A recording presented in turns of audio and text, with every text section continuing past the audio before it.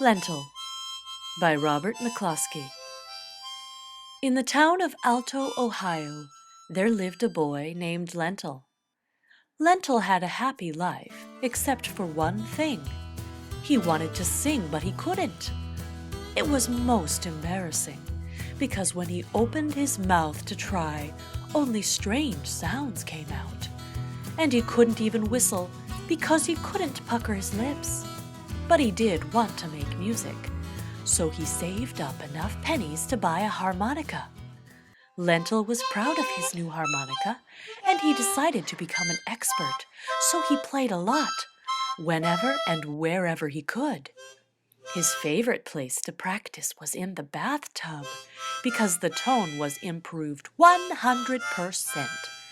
He used to play almost all the way to school, down Vine Street to the corner of Main, past the finest house in Alto, which belonged to the great Colonel Carter, past the drugstore, the barber shop, and the Alto Library, which was a gift of the great Colonel Carter.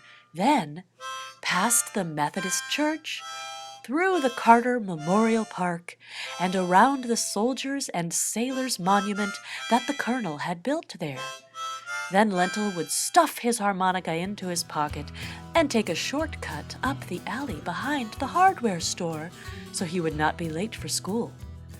People would smile and say hello to Lentil as he walked down the street, because everyone in Alto liked Lentil's music. That is, everybody but Old Sneap. Old Sneap didn't like much of anything or anybody. He just sat on a park bench and whittled and grumbled. One day the news got around that the great Colonel Carter, who had been away for 2 years, was coming home. People began to plan a grand welcome, but when Old Sneap heard the news, he said, "Humph, we was boys together. He ain't a mite better'n you or me, and he needs taking down a peg or two." Sneap just kept right on whittling, but everybody else kept right on planning.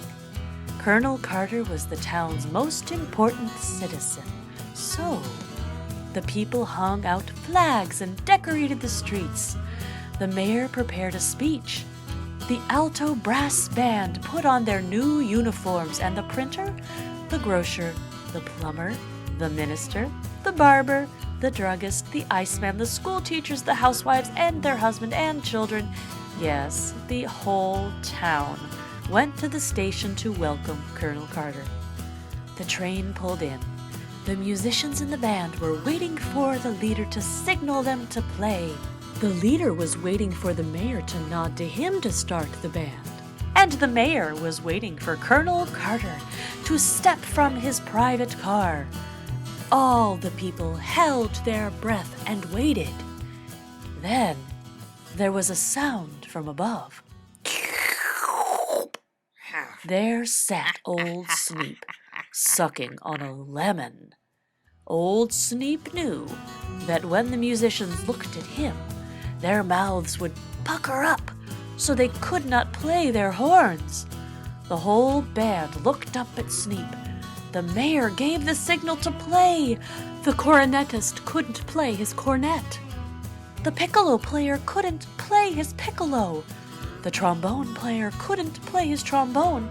And the tuba player couldn't play his tuba, because their lips were all puckered up. They couldn't play a single note. The musicians just stood there holding their instruments and looking up at Sneap, sucking on the lemon.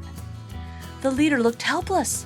The people were too surprised to move or say a thing, and the mayor wrung his hands and wore a look that said, "Can't somebody do something, please?" As Colonel Carter stepped from his car, the only sound was the noise of Sneap's lemon.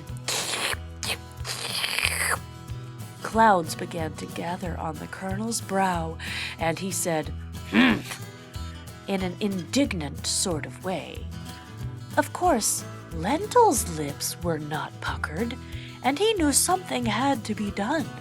So he took out his harmonica and started to play "Comin' Round the Mountain When She Comes." When Lentil began to play the second chorus, Colonel Carter smiled. Then he let out a loud chuckle and began to sing, "Driving 6 white horses when she comes." Then everybody sang and they all marched down Main Street behind the Colonel's car.